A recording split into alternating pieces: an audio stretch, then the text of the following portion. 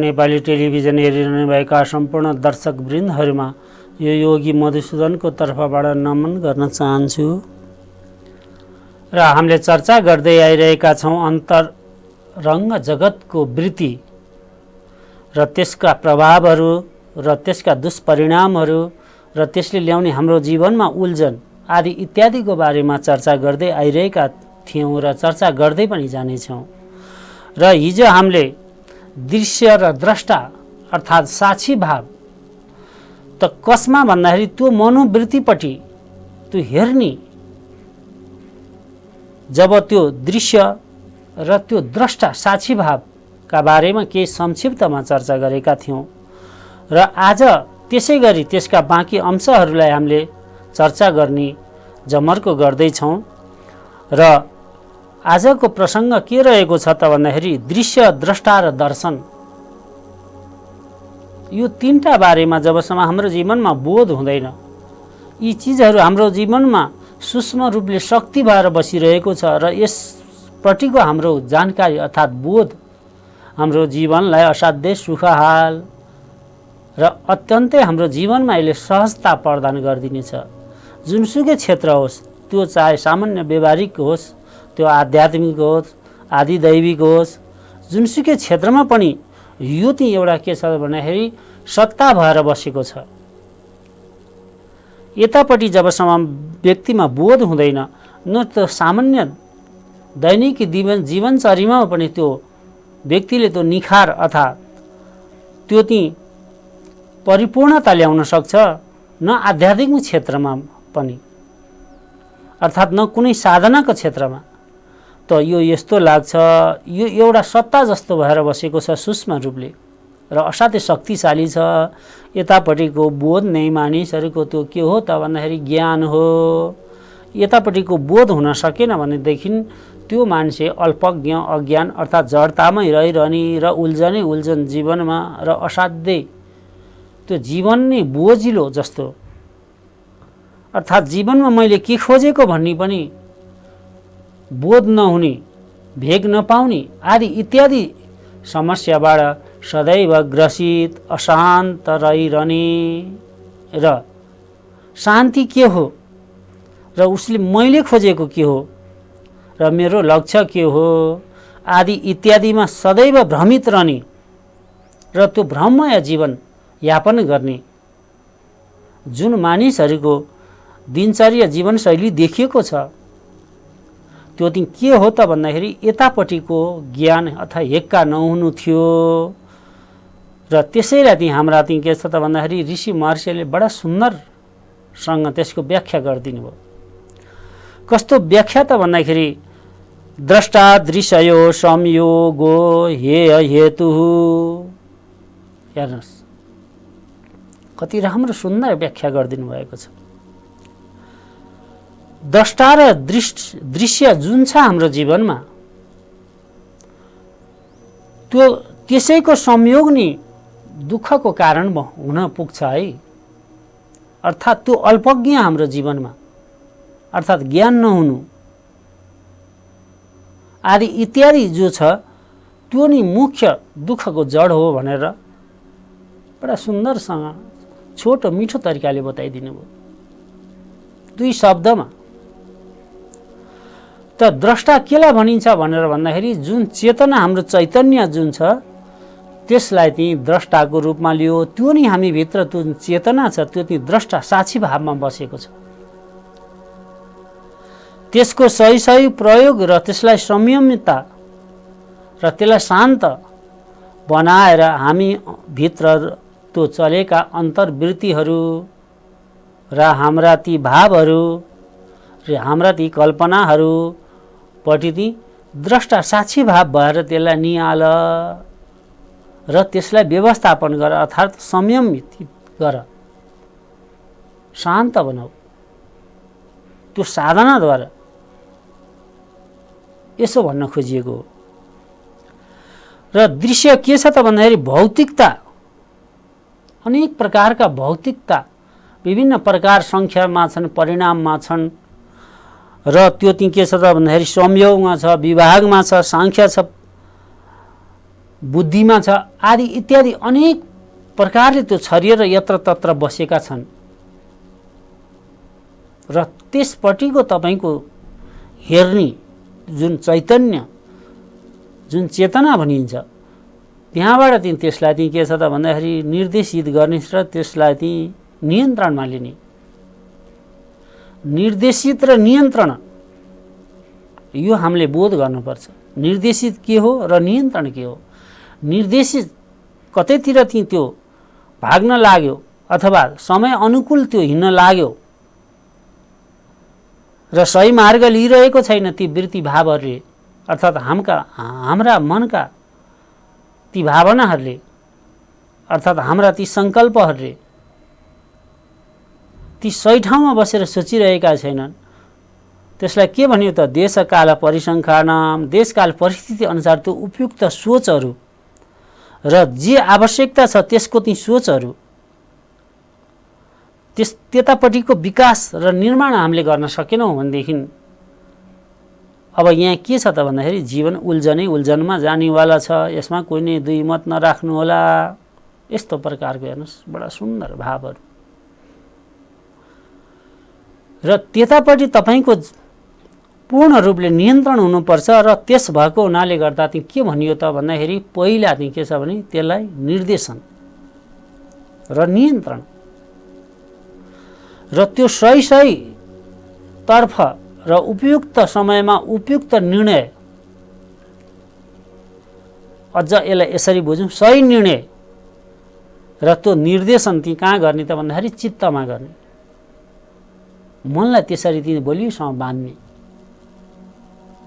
र त्यहाँदेखि त्यसलाई ती सम्प्रेषण गर्ने। कहाँबाट गर्ने भने बुद्धि, विवेक र चेतनाद्वारा त्यसलाई नियन्त्रण गर्ने र त्यसको बारेमा जिज्ञासा गर्ने, अनुसन्धान गर्ने र आदि इत्यादि परिणामहरू, परिस्थितिहरूको बारेमा मूल्याङ्कन गर्ने। र त्यसरी मूल्याङ्कन र अवस्था आदि इत्यादिमा जब हामी ध्यान दिएर अग्रसर हुन्छौँ, तीबाट चाहिँ के छ त भन्दाखेरि निर्देशन गरिन्छ। अब त्यो निर्देशन गरिसकेपछि मन त्यतैतिर आकर्षित हुन थाल्छ, अर्थात् आसक्त हुन थाल्छ र त्यो कर्मपट्टि चाहिँ अब हामीलाई चाहिँ समर्पण, दत्तचित्त, अझ यसलाई यसरी बुझ्नु एकाग्र चित्त बनाइदिन्छ।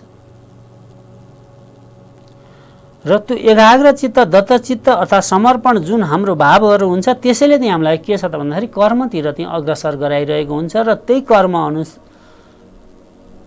अनुसार हामीले चाहिँ परिणामहरू, परिस्थितिहरू, उपलब्धिहरू, फलहरू, त्यसको शेष भाग जे भनौँ, ती चिजहरू अब हामीलाई बिस्तारै हाम्रा कर्म वृत्ति र त्यसका ती फलहरू अथवा परिणामहरू चाहिँ प्राप्त हुँदै जानेवाला छन्।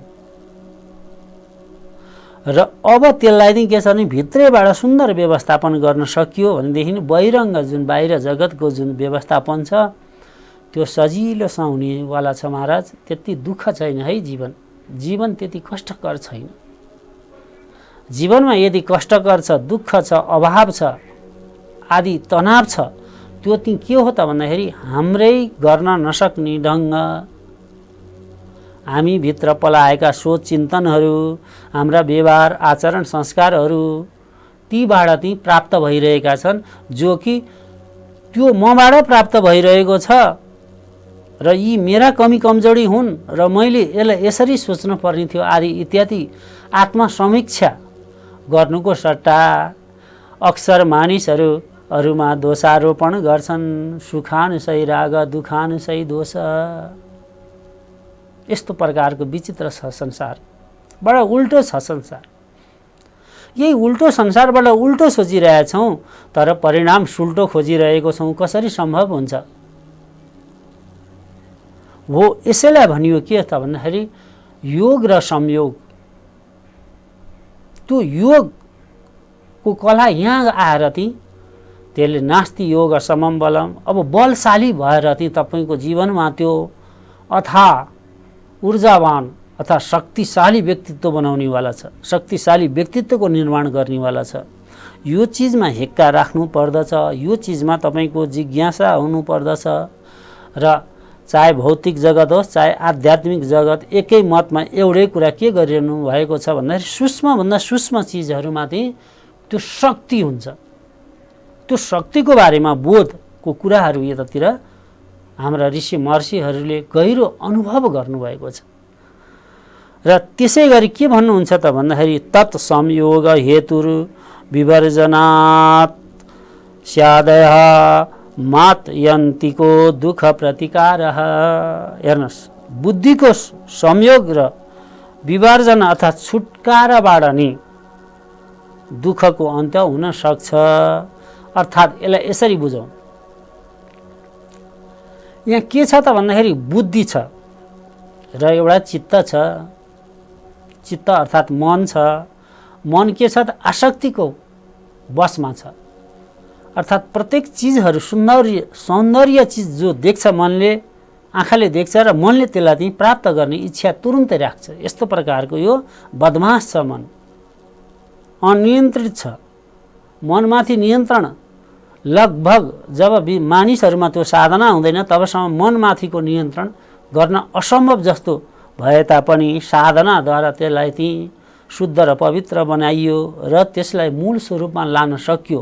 अर्थात् त्यो चैतन्य स्वरूप अब अर्थात् शुद्ध चेतनामय स्वरूपमा त्यो मनलाई नि त्यतातिर आकर्षित गर्न सकियो जीवनमा भनेदेखि त्यो नि ठुलो उपलब्धि हो। कता कता उपलब्धि हो त्यसले दिनेवाला छ त भन्दाखेरि त्यसले व्यवहारिक पक्ष जुन भौतिकतामा पनि ठुलो उपलब्धि हामीलाई प्राप्त गराइदिनेछ। आध्यात्मिकमा त्यत्तिकै उपलब्ध, आदि दैविक यो तीनै क्षेत्र यसले समेट्नेवाला छ। र त्यो कस्तो हुनुपर्छ भने त्रैगुण्यम, 3 गुण छन् त्यसका। त्यो 3 गुणको बारेमा नि बोध गर्नुपर्दछ। सत्व रज तम, त्यो 3टै वृत्तिमा यो चल्ने भएको हुनाले यो व्यापक सत्ता जस्तो सबैतिर जता पाए त्यतातिर फुत्त गइदिन्छ। जहाँ सजिलो भयो त्यतातिर फुत्त गइदिन्छ। यस्तो चित्तको स्वभाव छ। जहाँ सजिलोसँग कार्य सम्पादन हुन्छ त्यो फटाइ होस् अथवा सत्य होस्, सत्य र परिश्रम र निष्ठा आचरण आदि के छ त देख्दा कठोर र कठिन जस्तो देखिएको छ। तर मानिसहरू छलछम झुटो व्यवहारतिर फुत्त लागिदिन्छ। त्यो लाग्नुको पछाडि के हो भने सजिलो, त्यो उसभित्र भएको संकीर्ण त्यो काम वासना र स्वार्थ थियो, त्यसले फुत्त लैदिन्छ। त्यो अनायास लैदिन्छ। त्यो गएको मान्छेलाई पत्तै हुँदैन। कतिखेर त्यो गइदियो र त्यहाँ गएर कर्म गर्न थाल्यो, जुन गर्न थाल्यो त्यो नि ठिक भन्ने। अब यस्तो प्रकारको एकत्व, एकोरूपन बुझ्न नचाहने, अन्धोपन अर्थात् त्यो अज्ञानताको कारणले गर्दा मैले जे गरेँ त्यो सब ठिक छ र ठिक सोचिरहेको छु, यही नै हो परिस्थितिको अवस्था, यही नै हो समयको माग आदि इत्यादि शब्दावली प्रयोग गरेर मानिसहरू त्यतातिर आकर्षण हुन्छन् र त्यो आकर्षित भएर त्यस कर्महरू लाग्छन्। जुन असत् कर्महरू छन्, जुन तमो कर्महरू छन्, त्यसको परिणाम अनन्तगत दुःखदायी नै हुन्छ, दुःखगामिनी छ। बडा सुन्दर भाव। त्यसैले तपाईको जीवनमा तनाव, अभावहरू आदि इत्यादि र तपाईको व्यक्तित्वमा ह्रास ल्याइरहेको थियो। यहाँ गएर मैले यसरी बोलिदिँदाखेरि यहाँका मानिसहरू यही सुन्न चाहेका छन्, जे सुन्न चाहन्छन् त्यही बोलिदिने, जे देख्न चाहेका छन् त्यो गर्न नसक्ने, तर जे सुन्न चाहन्छन् त्यो बोलिदिने। यस्तो प्रकारको प्रविधि आज संसारभरि वात्तै बढेर गएको छ। मिठो बोलिदिने, मिठो कति राम्रो बोल्नुभयो, बडा सुन्दर बोल्नुभयो, राम्रो बोल्नु हुँदो रहेछ आदि इत्यादि। क्षणिक त मानिसहरू त्यो आत्मरति प्रशंसामा रहन्छन्, प्रशंसा गरिदिन्छन् पनि, आफू पनि त्यसमा विश्वास गर्न ती तयार केही व्यक्तिहरू सर्वसाधारण हुन्छन्। तर अनन्तगत बोल्न जति सजिलो छ त्यो कार्यान्वयन र त्यसको परिणाम दिनलाई त्यतिकै कठिन भएको हुनाले गर्दाखेरि जो व्यक्तित्व विकास अथवा महापुरुष अर्थात् एउटा ती इतिहास रच्न चाहने व्यक्तित्वहरूमा यी चिजको पूर्णता रूपले साधना हुनुपर्छ। मैले जे बोल्छु त्यो गर्छु या त बोल्दिनँ, बोल्दै जाँदा फटाको संज्ञा मिलिन्छ, बडा धूर्तको संज्ञा मिल्छ, बडा बेरहमी छ त्यो मान्छे। आफ्नो स्वार्थ सिद्ध गर्नको लागि अनेक प्रकारका हत्कण्डाहरू, अनेक प्रकारका तिता मिठा बोलीहरू र रणनीतिहरू, चालहरू, कुचालहरू आदि इत्यादि प्रयोग गर्छ। आदि इत्यादिबाट ती व्यक्तित्वमाथि के हुन्छ, ह्रास आउन थाल्छ, विश्वास घट्दै जान्छ। अब विश्वास घट्दै जाँदाखेरि के हुन्छ त भन्दाखेरि त्यो निरीह निर्बल हुन पुग्छ। आफन्तहरू सारा थिए, ती सबै स्वार्थका पछाडि थिए, ती पनि साथ छोडिदिनेवाला छन्। अनन्तगत के छ त भन्दाखेरि एकल भएर अनन्त दुःखको जीवन र अत्यन्त हेयको जीवन व्यतीत गर्न पर्ने हुन्छ। त्यतातिर यहाँहरूको हेक्का जाओस्, बडा सुन्दर मार्ग निर्देशन। त्यतातिर तपाईँ ती जे पायो त्यही, त्यो बुद्धिको प्रयोग, बडा तीक्ष्ण बुद्धिवाला छन् आदि इत्यादि नामाकरण गरिन्छ, उपनामहरू दिइन्छ, संज्ञा दिइन्छ, तर क्षणिक हो। त्यस भएको हुनाले गर्दाखेरि त्यो बुद्धिलाई पनि के छ भने नियन्त्रणमा राख्न पर्यो। कति सुन्दर भाव छ यसको। त्यसलाई ती जस्तोसुकै परिस्थितिहरूको त्यो संयोग अर्थात् त्यो बन्दै आयो त्यतातिर त्यो बुद्धिको प्रयोग हुँदै नजाओस्। बुद्धिमाथिको तपाईँ हाम्रो संयमता हुन जरुरत छ, त्यसको साधना गर्न जरुरत छ। र त्यो एकदम मैले यहाँहरूलाई बिन्ती गरिसकेको छु। जब तपाईँ चैतन्य शुद्ध स्वरूप अथवा पवित्र हुन्छ, तपाईँबाट भित्रैबाट कोही एउटा यस्तो दिव्य शक्ति छ जसले तपाईँलाई सत्यताको बोध गराइदिन्छ। त्यो ती भूत र भविष्य दुइटै भनिएको छ। यसको बारेमा मैले यहाँहरूलाई चर्चा गरिसकेँ। जब ती आत्मा र त्यो चित्तवृत्ति अनेक प्रकारका वृत्तिमाथि तपाईँको नियन्त्रण हुन्छ र त्यो संकीर्णता र त्यो स्वार्थ जब तपाईँको जीवनबाट हटाइदिनुहुन्छ, अब तपाईँ भित्र त्यो निर्मल पवित्रता, त्यो शुद्धता, त्यो सत्यतापट्टि आकर्षित गरिदिन्छ र तपाईँमा त्यो दिव्य ज्ञानहरू स्वत प्रकट हुनेवाला छ। हेर्नुहोस् त कति माथि गएर कति उच्च सोचहरू छ। साधना त गरेर हेर्नुहोस्, जीवनमा एकपल्ट त अपनाएर हेर्नुहोस् यसलाई, तपाईँमा कति शक्तिशाली छ। हरेक प्रकारका हचकण्डाहरू र हरेक प्रकारका तालमेलहरू, हरेक प्रकारका तिगडमबाजीहरू आदि इत्यादि जुन छलछाम झुटो व्यवहारतिर आकर्षित भएर हामी कर्म गरिरहेका छौँ, त्यहाँबाट शक्ति आर्जन हुन्छ भन्ने जुन भ्रम छ हाम्रो जीवनमा, यो भन्दा अत्यन्तै ठुलो अज्ञानता यो संसारमा के हुन सक्छ। कति मिठो सुन्दर भावहरू। त्यसरी जीवनलाई नडराऊ। त्यसले तिम्रो जीवनमा दुःखै दुःख हात लाग्नेवाला छ। तिमी अत्यन्त असहज अवस्थामा पुग्नेवाला छौ र जीवनमा अत्यन्त दुःखको बोध गर्नेछौ। जीवनमा सुख र शान्तिको लवलेश पनि तिमीले भेग पाउनेवाला छैनौ।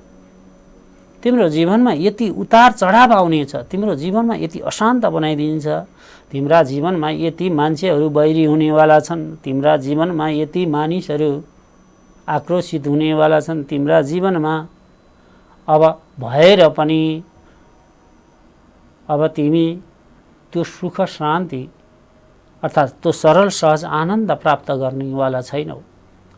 जीवन असाध्यै कष्टकरमय भएर जानेछ। देख्दा मानिसहरूले हाइफाईको जीवन देख्लान्, तर जीवन त्यसले अत्यन्त तनावमा बनाउँछ। यही नै थियो मानवको ध्येय, यही नै हो मानवको सोच, यही नै हो बुद्धि विवेक र चेतनाको प्रयोग। यही नै हो काम र कर्तव्य निष्ठा आदि इत्यादिपट्टि जब हामी जिज्ञासु बन्न सक्दैनौँ र त्यतापट्टिको त्यो कर्तव्य बोध गर्न सक्दैनौँ, जीवन उल्झनै उल्झन, यता गयो यता कुरा गऱ्यो, उता जोड्न थाल्यो, व्याकुलताको धार्नी कहिले पुग्दै नपुग्ने र आफ्ना दुःख गुनासाहरू अब आक्रोशहरू अभिव्यक्ति गर्दैमा यहाँ केही हुनेवाला छैन महाराज।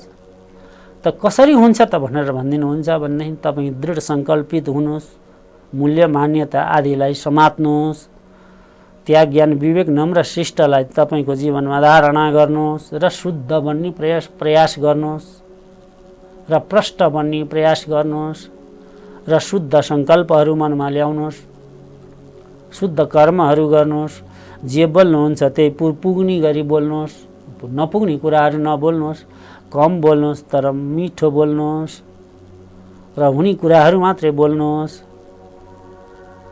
आदि इत्यादिको बारेमा हाम्रा दर्शनले प्रशस्त मार्ग निर्देशन गरेका छन्। त्यतातिर तपाईँको अध्ययन होस्, सो अध्ययन होस् र त्यो अध्ययन सँगसँगै साधना पनि होस्। कतापट्टि साधना भन्दाखेरि त्यो दृश्य जुन हाम्रा दृश्यहरू देखिन्छ, जुन देखो त्यो मलाई चाहिन्छ, यस्तो प्रकारको आसक्ति भावहरूलाई त्यही सममा राख्नुहोस्, सन्तुलित बनाउनुहोस्। जुन चिज नभई भएको छैन त्यसलाई चाहिन्छ, जो आवश्यकता छैन देखासेखीमा हुन्छ त्यो चिजलाई किन आसक्ति पाल्ने। जीवन असाध्यै सरल होस्, सादा जीवन, उच्च विचार। हेर्नुहोस् कति राम्रो भावहरू छन्, कति राम्रो अनुभवहरू छन्, कति सुन्दरसँग हाम्रो जीवनमा यसले निर्देशन गरिरहेको छ। त यी चिजहरू हामी बोध गर्न सक्दैनौँ, यी अध्ययन गर्न सक्दैनौँ, यतापट्टि हामी साधना गर्न सक्दैनौँ, व्यर्थ छ हाम्रो जीवन। यति सुन्दर मार्गहरू, यति सरल सहज आनन्ददायी मार्गहरू प्रतिपादन गरिदिनु भएको छ हाम्रा लागि। तर यो केही होइन भनेर अत्यन्त छाडा, उत्तौलो उश्रृङ्खल, मनमा जे आयो त्यही बोल्ने यस्ता आचरणले हामीलाई कतै पुर्याउँदैन। यसले अनन्तगत दुःखमा लगेर कुनै एउटा भणखारमा लगेर पुरिदिन्छ। यतातिर सजग हुनुहोस्, यतातिरको सजग नि हाम्रो जीवनको एउटा जिज्ञासु हो। र त्यसै गरी अब यहाँ के छ त भन्दाखेरि दृश्य र द्रष्टा। द्रष्टा भने चैतन्य चेतना रूपले त्यो हामीभित्र भएका वृत्तिहरूलाई सही रूपले पत्ता लगाउन सक्ने त्यो कला दृश्य जुन देखिन्छ त्यो शाश्वत छ, दिव्य छ, भव्य छ। यो ब्रह्माण्ड, यो प्रकृति, यहाँ हुने आधारभूत कुराहरू, आवश्यकताका कुराहरू त्यो शाश्वत छ। त्यो हामीले त्यसको लागि एउटा सुन्दर सिर्जनाको आवश्यकता पर्दछ, सुन्दर सिर्जना र तपाईँको शुद्ध चिन्तन, शुद्ध सोचहरू र कर्मठ तपाईँको सङ्कल्पहरू, शुद्ध सङ्कल्पहरू र पवित्र भएर कार्य गर्नु, कर्म गर्नु र तीस कर्मबाट अब तपाईँको जीवनमा यो तपाईँको सङ्कीर्ण र स्वार्थलाई हटाएर अब तपाईँ पवित्र बनेर ती कर्महरू गर्दै जानुहोस्। अब तपाईँको जीवनमा त्यो जीवनको रसमय क्षणहरू अत्यन्तै सरल हुनेवाला छ र अत्यन्त त्यसबाट तपाईँले जीवनलाई धन्य धन्य बनाउन सक्नुहुन्छ। त त्यस कारणले यो आनन्द योग दर्शन मार्फत यहाँहरूलाई त्यतातिर आकर्षित गर्न हाम्रो प्रयास कोसिस छ, जारी छ। र यता आउनुहोस्, यहाँ छ सुख शान्ति महाराज। यहाँबाट तपाईँले खोजेको त्यो आनन्द प्राप्ति छ, यहाँबाट तपाईँको त्यो निर्माण हुनेवाला छ, यहाँबाट तपाईँको व्यक्तित्व विकास हुनेछ। यस्तो व्यक्तित्व विकास हुनेछ जसको वर्षौँ हजारौँ वर्षसम्म मानिसले मुग्ध प्रशंसा कण्ठले तपाईँको प्रशंसा गर्नेछन्। इतिहास बन्नेछ। इतिहास यसरी बन्छ, जे मन लाग्यो त्यही गर्दैमा, जस्तो मन लाग्यो त्यस्तै गर्दैमा, सङ्कीर्ण स्वार्थमा बस्ने, छलछाम झुटो आदि व्यवहार गर्दैमा यहाँ केही हुनेवाला छैन र जीवनमा अत्यन्तै उल्झन र दुःख हात लाग्ने छ। यसलाई चटक्क त्यागेर आउनुहोस्, सत्कर्मतिर आउनुहोस्। हाम्रा दर्शनहरूले के भनेको छ त्यसको अध्ययन गर्नुहोस्। यहाँबाट तपाईँको जीवन अब विकास हुनेछ र तपाईँमा यस्तो अथाह ऊर्जा छ, तपाईँले एउटा सुन्दर इतिहास रच्न सक्नुहुन्छ। यो शक्ति तपाईँमा छ। आउनुहोस्, यसलाई बोध गरौँ, साधना गरौँ, आउनुहोस्। र यसरी चाहिँ हाम्रा ऋषि महर्षिहरू भन्नुहुन्छ, त दृश्यते नयन यति दर्शन,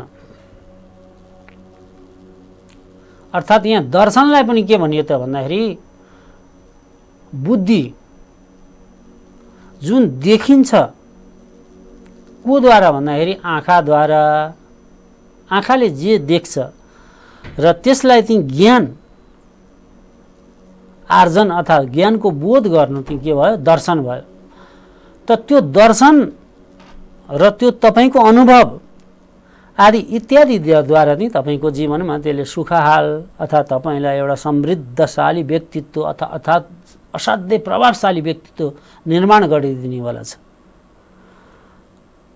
त्यस कारणले गर्दा चाहिँ के छ त भन्दाखेरि यसका पनि केही भेदहरू बताइयो। कस्तो भन्दाखेरि बुद्धिको संयोग, विकास, साङ्ख्य र परिणाम, श्रुति, स्मृति आदि इत्यादि तस्य हेतुर्विद्या स्वस्वामिशक्तो स्वरूपोपलब्धि हेतुर्संयोगः तत्राह अनुभव कर्मोति। अब त्यहाँबाट चाहिँ तपाईँ यस्ता विचार भावहरू राख्नुहुन्छ र यस्ता चिन्तनहरू शुद्ध तपाईँको जीवनमा आउनेवाला छ र तपाईँले त्यसलाई धारणा गर्नुहुनेछ।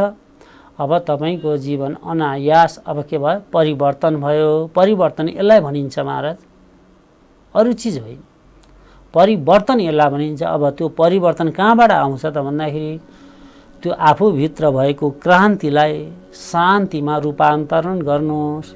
तपाईँभित्र त्यो क्रान्ति छ, अशान्त छ, त्यसलाई शान्तिमा रूपान्तरण गर्नुहोस् र तीबाट चाहिँ के छ त भन्दाखेरि व्यक्तित्व विकास अर्थात् निर्माणतिर तपाईँ अग्रसर हुन सक्नुहुन्छ। ज्ञान रूपी संयोग नै ज्ञानको कारण हो।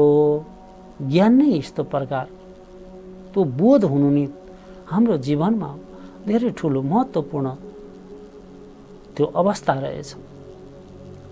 कुनै चिजमा अनभिज्ञता हुनु, अज्ञानता हुनु, त्यो नै हाम्रो जीवनको सबैभन्दा ठुलो दुःखको कारण रहेछ आदि इत्यादि। यतातिर यहाँहरूको ध्यान आकर्षण होस् भन्दै आजका यी मेरा वाणीहरू यी विश्राम लिनेछ। हरि ओम शान्ति शान्ति शान्ति। सर्वे भवन्तु सुखिनः, सर्वे सन्तु निरामया, सर्वे भद्राणि पश्यन्तु मा कश्चित् दुःखभाग् भवेत्। असतो मा सद्गमयः, तमसो मा ज्योतिर्गमयः, मृत्युर्माहामृतं गमयः। ओम शान्ति शान्ति शान्तिः।